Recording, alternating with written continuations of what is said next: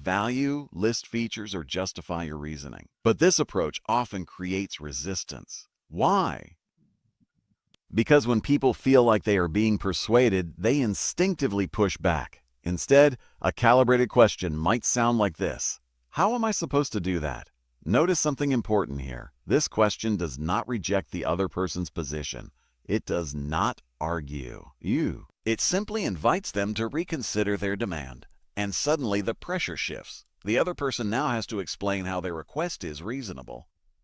Many times they realize in the process of explaining it that their expectation may be unrealistic. This technique works because it preserves respect while introducing reality. Nobody feels attacked. Nobody loses face. Yet the conversation moves forward. Let's look at another example. Suppose a client asks for a project deadline that you know is impossible.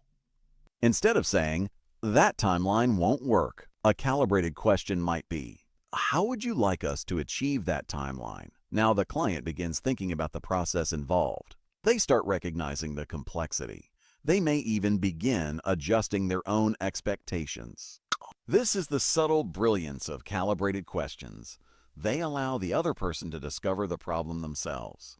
And people trust conclusions they reach on their own far more than conclusions forced upon them. Calibrated questions often begin with phrases like, "How?" These words open the door to thoughtful responses, but there is one word that skilled negotiators avoid using too often: why. Why questions can sometimes sound accusatory. When someone hears a "why did you do that?" their brain may interpret it as criticism. Instead, shifting the question slightly keeps the tone cooperative. For example, instead of saying, "Why did you choose that approach?" you might say, "What led you to that decision?" The meaning is similar, but the emotional tone is very different. Tone matters deeply in negotiation. People respond not only to the words you choose, but to the feeling behind them.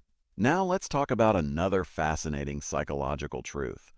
When people feel like they are being forced into a corner, they fight. But when they feel respected and involved in the decision, they collaborate. Calibrated questions create that sense of involvement. They transform negotiation into joint problem solving. Think about how powerful that becomes in business. A manager negotiating resources with executives. An entrepreneur discussing investment terms. A freelancer defining project scope with a client. In each situation, the goal is not to overpower the other side. The goal is to guide the conversation toward a solution that works for both sides, and questions are the steering wheel. Now, let's connect this idea to leverage. Many people believe leverage comes from power or authority.